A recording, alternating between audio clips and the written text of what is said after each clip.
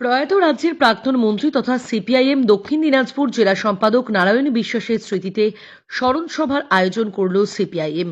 বৃহস্পতিবার দুপুরে দক্ষিণ দিনাজপুর জেলার গঙ্গারামপুর রবীন্দ্র ভবনে স্মরণ সভার আয়োজন করা হয়। অনুষ্ঠানের শুরুতেই প্রয়াত নারায়ণ বিশ্বাসের প্রতিকৃতিতে পুষ্পার্ঘ্য অর্পণ করে শ্রদ্ধা নিবেদন করেন দলীয় কর্মী সমর্থকেরা।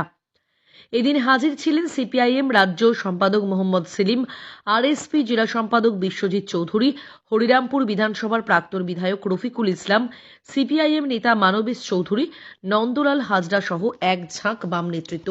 এদিনের স্মরণ সভা থেকে প্রয়াত রাজ্যের প্রাক্তন মন্ত্রী তথা সিপিআইএম জেলা সম্পাদক নারায়ণ বিশ্বাসের স্মৃতিতে স্মৃতিচারণ করেন দলীয় কর্মী সমর্থকেরা।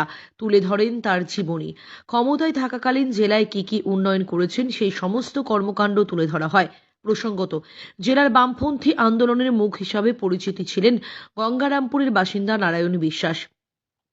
দক্ষিণ দিনাজপুর জেলার পরিষদের সভাধিপতি দায়িত্ব সহ নারায়ণবাবু গঙ্গারামপুর বিধানসভা থেকে 2001 ও 2006 সালে বিধায়ক নির্বাচিত হয়েছিলেন।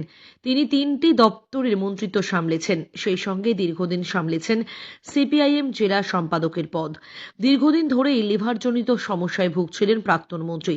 গত কয়েকদিন আগে উন্নত চিকিৎসার জন্য তাকে নিয়ে যাওয়া হয় এসএসকেএমে। সেখানে চিকিৎসা চলছিল প্রাক্তন মন্ত্রীর।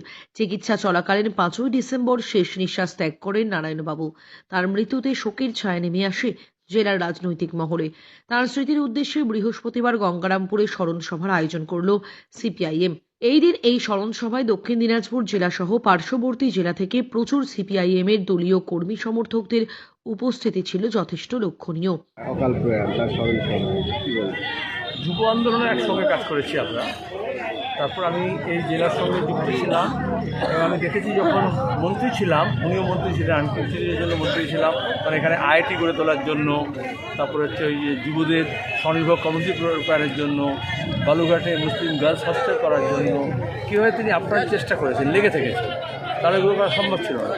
তাছাড়া আমার এই দপ্তরগুলো বাদ দিয়েও তিনি এখানে বিদ্যুৎ সংযোগ হোক, রাস্তাঘাট হোক, জেলা পরিষদের সভাধিপতি হিসেবে হোক বা ডিপিএসসি চেয়ারম্যান হিসেবে হোক, আন্দোলন সংগ্রামের মধ্য দিয়ে মানুষকে সংহত করে খেটে খাওয়া মানুষের অধিকার প্রতিষ্ঠা করে। এখন মুশকিল হচ্ছে বয়স হয়ে গেলে, অসুস্থ হয়ে গেলে একটা সময় চলে যেতে হয়। আরও কিছু বাঁচলে আমাদের সুবিধা হতো সংগঠনকে আরও গোছাতে, কিন্তু এটা হচ্ছে একটা অংশ যাচ্ছে, আবার নতুন একটা অংশ এগিয়ে আসছে, তাদের দায়িত্ব নিতে হবে, সেই দায়িত্বটা সামলাতে হবে। দক্ষিণ দিনাজপুর থেকে জয়দীপ মৈত্রের রিপোর্ট, অরণ্য টিভি।